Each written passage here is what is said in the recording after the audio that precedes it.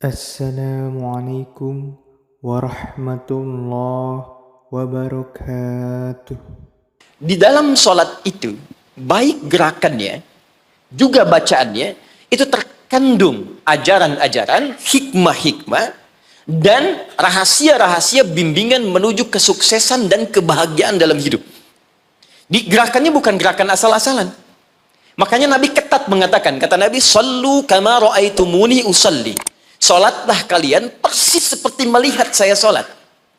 Ada seorang bernama Khalid bin Rafi Az-Zuraiqi. Kisah ini ada di hadis Muslim, nomor hadis 319. Ya, riwayat sahabat Abu Hurairah radhiyallahu taala anhu. Ini ada seorang bernama Khalid bin Rafi Az-Zuraiqi di zaman Nabi.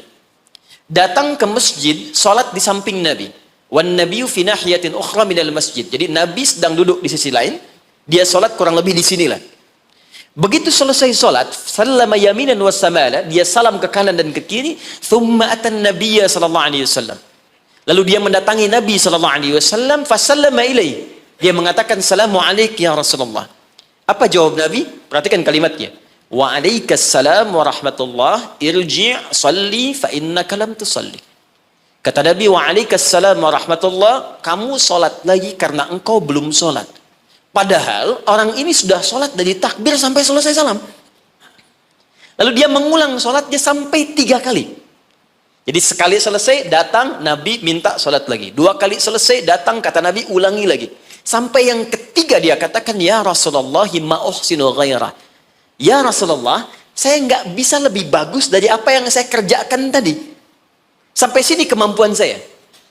Alimni, tolong ajarkan saya bagaimana sholat yang benar. Jadi kalau sekedar sholat saja dibuka dengan takbir, ditutup dengan salam dan dianggap benar, mustahil Nabi akan seketat seperti menyampaikan tadi. Kata para ulama, kalau ada ibadah diminta ketat menunaikannya, pasti ada hikmah besar yang ada di belakang atau di balik ibadah yang dikerjakan itu. Lalu diajarkan oleh Nabi bahkan dari mulai wudhu, teman-teman. Kata Nabi, "Asbighul wudhu." Kata para ulama, ini menunjukkan orang ini bukan cuma dari berdirinya yang keliru, dari wudhunya pun ada yang salah. Jadi kalau orang dari wudhunya sudah keliru, cepat-cepat, asal basuh, asal usap, ini pasti akan berdampak pada keliru sholatnya. Tapi pertanyaannya, ada apa di balik sholat itu? Yang dahsyat, bahkan dari berdiri ini saja, kalau dipelajari dengan benar, itu ada bekal manajemen kehidupan yang sangat dahsyat. Dipraktekkan Abdurrahman bin Auf, hanya hikmah berdiri begini, 3 bulan jadi orang paling kaya nomor 3 di Madinah. Dan setahun jadi orang paling kaya nomor 1 di Madinah, yang kapaknya saja bahkan terbuat dari emas. Jadi bukan main-main. Rukuknya ada hikmahnya, sujud ada maknanya, terlebih bacaannya. Karena itu ketika Allah menyebutkan perintah sholat dalam Al-Quran, ada sindiran yang halus tapi tajam. Kata Allah, akan ada orang sholat nanti bahkan tidak mengerti apa yang ia ucapkan dan ia lakukan dalam sholatnya. Jadi bagaimana kita bisa khusyuk dalam sholat kalau yang kita baca pun tak kita pahami? Nah, apa manfaat di balik itu? Ada kesuksesan di situ. Ada kebahagiaan, salah. Nanti kalau saya turunkan lebih panjang lagi. Tapi singkatnya, ketika kita diminta ibadah pun kepada Allah, hasilnya dikembalikan kepada kita. Jadi kalau orang dengar suara adzan, tahu bahwa sholat itu kunci kebahagiaan, mustahil ada orang yang malas untuk menunaikan sholat. Bukankah pemilik kebahagiaan Allah? Bukankah yang punya rezeki Allah?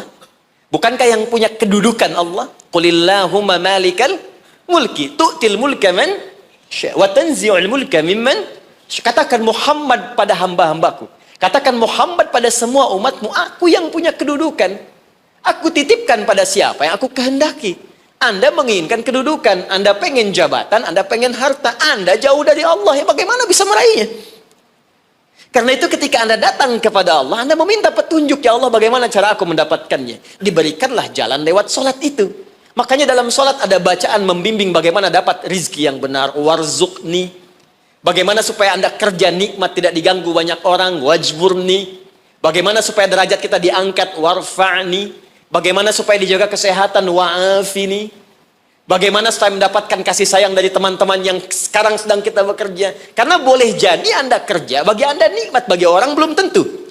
Karena itu nanti di fikih Quran, di manajemen bisnis dalam fikih Al-Quran, ada pernyataan begini. Ketika Anda sedang mengerjakan sesuatu yang besar, maka boleh jadi di sekeliling Anda pun mengincar hal yang sama yang sedang Anda kerjakan. Dan persaingan itu akan begitu ketat. Turunlah kemudian turunan-turunan yang ada di sekitaran itu. Siapa yang bisa menghentikan sifat iri hati di sekitaran teman-teman yang menginginkan proyek yang sama? Siapa yang bisa menghentikan hal-hal yang buruk yang mungkin menimpa ketika Anda mendapatkan tender yang sedang Anda kerjakan? Jika Anda tidak datang kepada yang punya kuasa lebih dari yang lainnya, maka bagaimana itu bisa dihentikan dalam pekerjaan Anda? Assalamualaikum warahmatullahi wabarakatuh.